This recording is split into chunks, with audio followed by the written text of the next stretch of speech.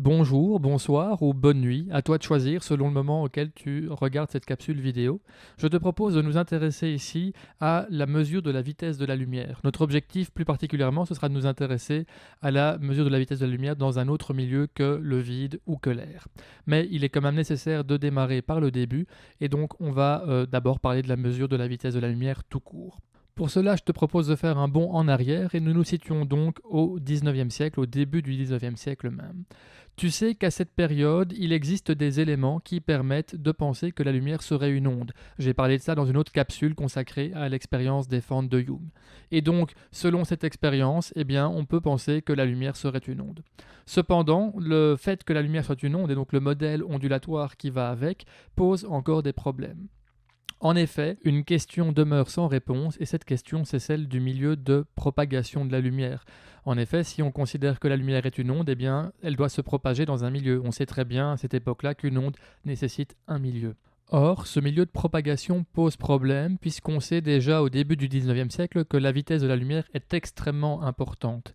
Et on sait également que lorsqu'on a affaire à une onde, la vitesse de l'onde est d'autant plus importante que son milieu de propagation est dense. Et donc le souci qu'on a, c'est qu'on sait bien que la lumière, elle évolue dans l'espace qui se situe entre les astres, entre le Soleil, entre les planètes, entre la Terre, etc. Et donc ce milieu est supposé extrêmement dense puisque la lumière s'y propage à une vitesse qui est colossale. Le souci, c'est que dans ce même milieu doivent se déplacer des corps qui sont colossaux, puisqu'il s'agit tout simplement des planètes telles que la Terre, Mars, Vénus, etc. Et donc on a un paradoxe, puisqu'on a un milieu qui doit être à la fois extrêmement dense pour permettre à la lumière de se déplacer à une vitesse phénoménale, et puis d'un autre côté, on doit avoir un milieu qui doit être extrêmement peu dense pour laisser passer des corps qui sont tout à fait énormes.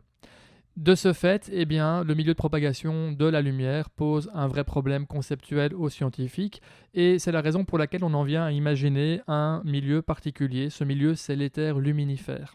Alors l'étymologie du mot luminifère le dit, en fait c'est un milieu qui porte la lumière, et donc on aurait ce milieu qui se trouve entre les différents astres, entre les planètes, et ce milieu aurait la particularité de permettre à la lumière d'évoluer très rapidement et laisserait en même temps passer les planètes qui évoluent dans ce milieu. Ceci étant dit, cet éther luminifère, c'est une hypothèse. On n'a aucune trace de son existence, on n'a aucune preuve qui indique que ce milieu existe bien. C'est la raison pour laquelle le modèle ondulatoire pose encore problème. On bloque vraiment au niveau de ce fameux milieu de propagation de la lumière. Du coup, on est un petit peu de retour à la case départ dans le fameux débat entre le modèle corpusculaire et le modèle ondulatoire. De ce fait, on attend avec impatience que quelqu'un vienne réaliser la mesure de la vitesse de la lumière, non plus dans le vide, dans l'espace, mais sur Terre, donc typiquement dans l'air, et puis pourquoi pas dans l'eau ou dans un autre milieu. Le problème, c'est que réaliser une mesure de la vitesse de la lumière sur Terre est extrêmement compliqué et en fait, au 19e siècle, ou en tout cas au début du 19e siècle, on n'en est pas capable. Tout simplement parce que, comme la lumière va extrêmement vite, on a besoin de distances qui sont extrêmement importantes pour arriver à faire des mesures qui soient significatives. Il n'empêche qu'au début du 19e siècle, on a bien une idée de la vitesse de propagation de la lumière dans le vide, mais cette idée, on l'a obtenue grâce à des mesures de type astronomique. Justement, dans l'espace, les distances à parcourir sont extrêmement importantes, ce qui a facilité le travail. Alors l'idée ici, c'est que grâce à la mécanique classique, on est capable de prédire où devraient se trouver tels et tels astres à tel moment donné. Et en fait, on a pu se rendre compte grâce à des observations du ciel que dans certains cas, dans certaines situations, il y avait un décalage entre les prévisions mathématiques et ce qui était effectivement observé. Et c'est là que des scientifiques très intelligents, ont pu se rendre compte que ce décalage devait être dû au temps que la lumière mettait pour parvenir de l'astre qu'on observait jusqu'à la Terre. Et donc grâce à ça, on a pu évaluer la vitesse de la lumière dans le vide. La première étape donc pour arriver à départager le modèle corpusculaire et le modèle ondulatoire est d'arriver à réaliser une mesure de la vitesse de la lumière non pas dans le vide mais bien sur Terre. Et donc l'idée ici c'est de commencer par arriver à faire une mesure de la vitesse de la lumière sur Terre et donc en fait sous-entendu dans l'air. Alors cet exploit, c'est un Français qui va le réaliser en 1849 et ce Français c'est Fizeau.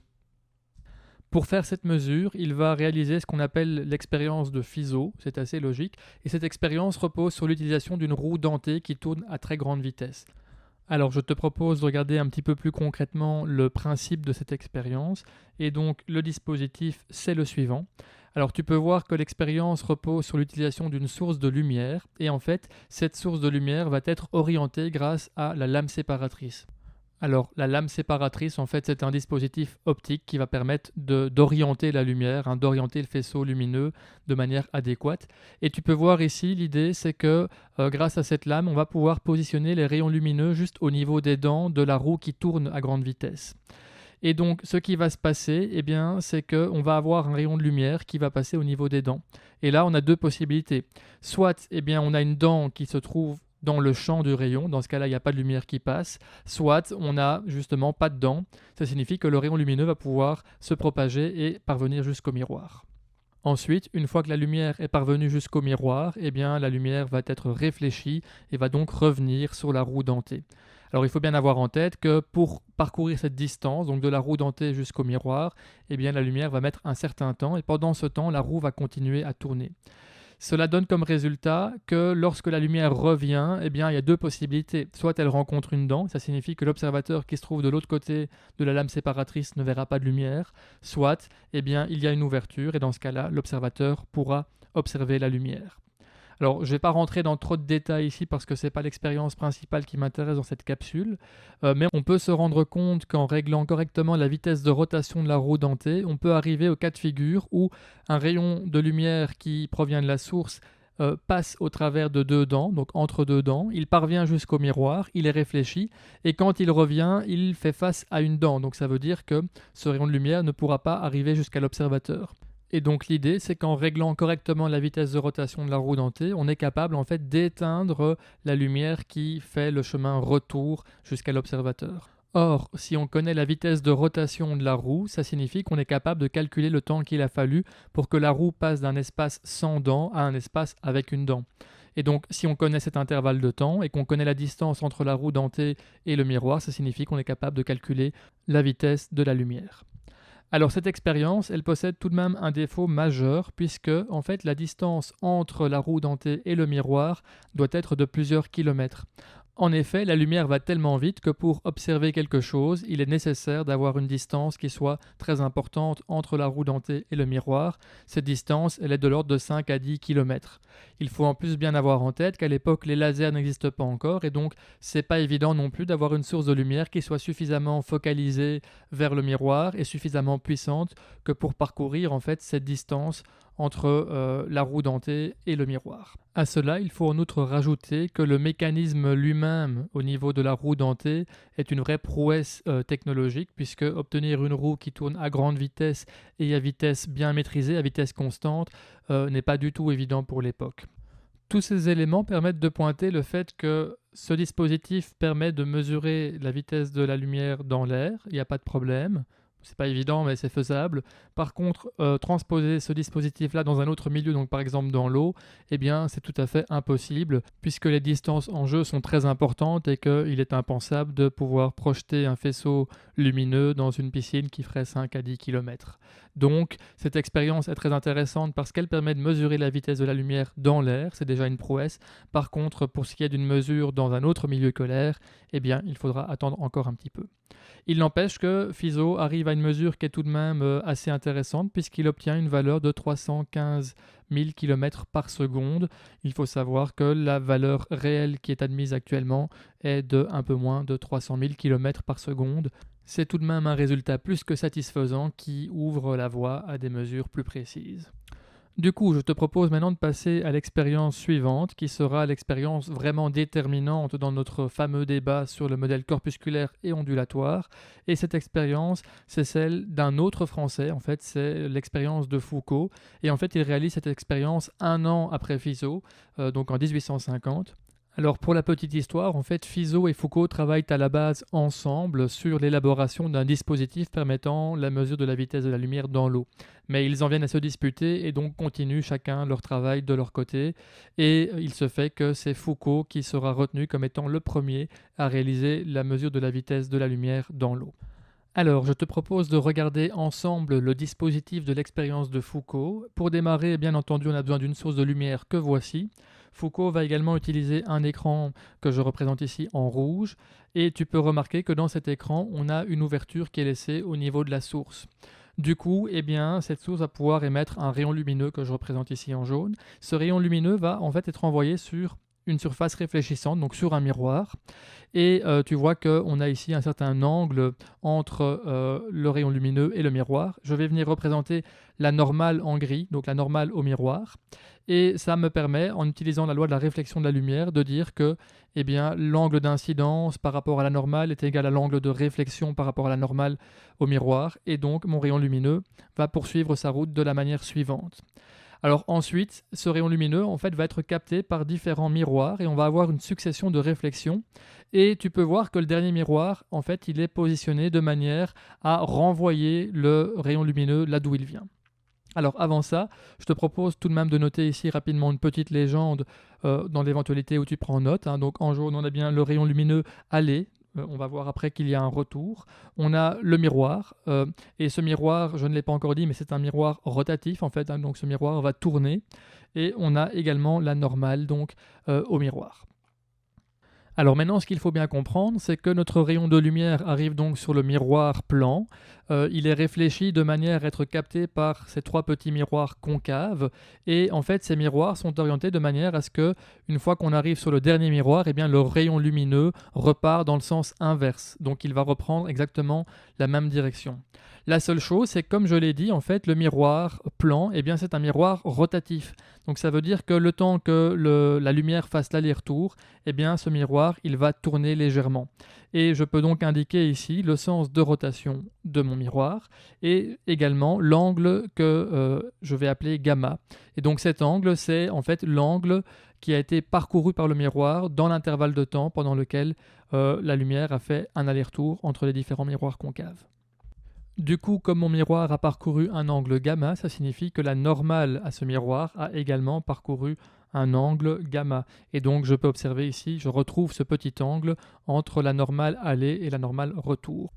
Et ceci me permet de voir que lorsque mon rayon de lumière va revenir sur le miroir qui a parcouru ce fameux angle gamma, eh bien ce rayon ne va pas être réfléchi vers la source, mais il va être réfléchi d'une manière différente, de la manière suivante. De nouveau, j'utilise ici la loi de la réflexion, I est égal à R. Alors à nouveau, pour bien clarifier les choses, je te propose de noter une petite légende. Donc on a bien le rayon de lumière retour, en jaune un peu plus foncé. On a bien le miroir retour, donc ça veut dire le miroir dans la position à laquelle il se trouve lorsque le rayon de lumière revient dessus, et la normale à ce miroir retour, toujours entre guillemets, puisque c'est vraiment juste pour que tu comprennes qu'on est à deux moments différents. Alors maintenant, ce qui est intéressant, c'est qu'en fait, tu peux voir que comme mon rayon retour a été dévié par rapport à la source, il est projeté sur l'écran, je vais en fait pouvoir venir lire une mesure ici. Et cette mesure, eh bien, je vais la nommer D, donc en gros, c'est la distance entre la source et la projection du rayon lumineux retour. Et donc là, tu peux sentir que si on connaît la vitesse de rotation du miroir et qu'on mesure ici la distance d, on va être capable d'en déduire en fait la vitesse de la lumière. Donc c'est une expérience qui est intéressante. Alors tu dois bien avoir en tête que à nouveau, eh bien, ce miroir doit tourner à une vitesse qui est assez importante pour qu'on puisse observer quelque chose, et la grandeur d sera relativement faible. Donc la mesure qu'on va effectuer, ce sera une petite valeur, mais si on a un miroir qui tourne suffisamment vite, on va pouvoir observer quelque chose et donc calculer la vitesse de la lumière. Alors la force de ce dispositif expérimental, c'est que contrairement à l'expérience de Fizeau avec sa roue dentée, eh bien ici l'utilisation des miroirs permet de restreindre l'espace utilisé pour l'expérience, puisque si je dispose correctement mes miroirs concaves, eh bien je vais pouvoir quelque part compacter le dispositif. Alors attention, j'ai mis ici 4 miroirs concaves en guise de schéma, mais c'est de manière un petit peu arbitraire. Dans la pratique, je dois avouer que je ne sais pas combien de miroirs Foucault a utilisé, mais c'est vraiment juste un schéma de principe, bien entendu. Alors l'autre intérêt de cette expérience, c'est qu'on peut venir faire quelque chose d'extrêmement intéressant, et en fait c'est ce que Foucault va faire, c'est qu'il va venir rajouter sur une section entre deux miroirs, eh bien, un tube avec de l'eau. Et donc tu peux voir ici que le faisceau lumineux va passer par de l'eau. Et grâce à ça, eh bien, il va pouvoir effectuer une mesure qualitative, donc ce n'est pas quantitatif, il n'y a pas de chiffre, mais il va pouvoir observer quelque chose d'intéressant. Il va pouvoir se rendre compte que la distance D qu'on va mesurer sur l'écran a augmenté lorsqu'on a rajouté le tube d'eau. Et ça signifie quelque chose de fondamental. Ça signifie que le miroir a eu plus de temps pour tourner entre l'aller et le retour du rayon lumineux. S'il a eu plus de temps pour tourner, ça signifie que la lumière a mis plus de temps pour faire l'aller-retour. Et pourquoi est-ce que la lumière a mis plus de temps pour faire l'aller-retour? Tout simplement parce qu'elle a eu une section d'eau à traverser. Et donc de cela, on peut déduire de manière tout à fait logique que la lumière se propage plus lentement dans l'eau. C'est évidemment un résultat qui était extrêmement attendu par les physiciens de l'époque. Du coup, avec cette expérience, Foucault arrive à prouver que la lumière est une onde. Alors, je ne vais pas revenir en détail là-dessus, mais rappelle-toi que dans une capsule précédente, j'ai expliqué que, en gros, ce qui différencie le modèle corpusculaire et le modèle ondulatoire, c'est le fait que selon le modèle ondulatoire, la lumière est plus lente dans l'eau, alors que selon le modèle corpusculaire, elle est plus rapide dans l'eau. Et donc, le résultat que Foucault obtient ici permet de prouver que la lumière est plus lente dans l'eau. Alors, encore une fois, il faut bien noter que lors de son expérience en 1850, Foucault ne réussit pas à calculer une valeur de la vitesse de la lumière dans l'eau. Simplement, il réalise l'expérience sans tube d'eau et avec un tube d'eau, et il peut observer de manière qualitative que lorsque le tube d'eau est rajouté, la lumière met plus de temps pour parcourir la même distance. Il en déduit donc que la lumière est plus lente dans l'eau que dans l'air. Pour la petite histoire, il est intéressant de noter que Foucault présente ses résultats à l'Académie des sciences, et quelques mois plus tard à peine, Fizeau arrive au même résultat. Cependant, comme Foucault est passé en premier, c'est lui que l'histoire retiendra comme étant le premier à avoir prouvé que la lumière va plus lentement dans l'eau que dans l'air. Toujours est-il que ni l'un ni l'autre n'arrive à obtenir des valeurs pour la vitesse de la lumière avant 1862. En effet, le dispositif utilisé n'était pas assez précis, notamment au niveau de la vitesse de rotation du miroir. Pour pouvoir déterminer une valeur, il est nécessaire d'avoir une idée très précise de la vitesse de rotation du miroir, ce qui n'était pas le cas avant 1862. Et donc c'est seulement à cette date que Foucault va proposer des valeurs pour la vitesse de la lumière dans l'air et dans l'eau. Alors au niveau de l'air, en 1862, il va trouver une vitesse qui est de 298 000 km par seconde. Alors petite parenthèse, tu vois que j'ai utilisé ici C comme symbole de la vitesse de la lumière. C'est le symbole qu'on retrouve la plupart du temps dans les livres de physique. En fait, C représente la célérité. La célérité, c'est un terme un petit peu élégant pour parler de vitesse. Et 298 000 km par seconde, c'est une valeur qui est assez satisfaisante puisque la valeur admise actuellement pour la vitesse de la lumière dans l'air est d'environ 299 705 km par seconde. Au niveau de l'eau, il va trouver une valeur qui est de 225 000 km par seconde, ce qui est tout de même bien inférieur à la vitesse de la lumière dans l'air. Alors cette fois-ci, on dirait que c'est la bonne. On peut enfin dire que le débat entre le modèle corpusculaire et le modèle ondulatoire est clos et que la lumière est maintenant bien une onde. On a prouvé ici, grâce à l'expérience de Foucault, que la lumière va plus lentement dans l'eau et donc ça laisse entendre que la lumière serait une onde. On se rappelle également de l'expérience de Young qui montre que la lumière est capable de produire des interférences constructives et destructives, ce qui est propre aux ondes. Et donc on a envie de se dire, voilà, ça y est, la lumière est une onde. On verra que c'est peut-être pas tout à fait le cas. Pour comprendre pourquoi, il faudra s'intéresser à la physique du XXe siècle, mais ça, ce sera le sujet d'une future capsule. Je te remercie pour ton écoute, je te dis à la prochaine et d'ici là, porte-toi bien.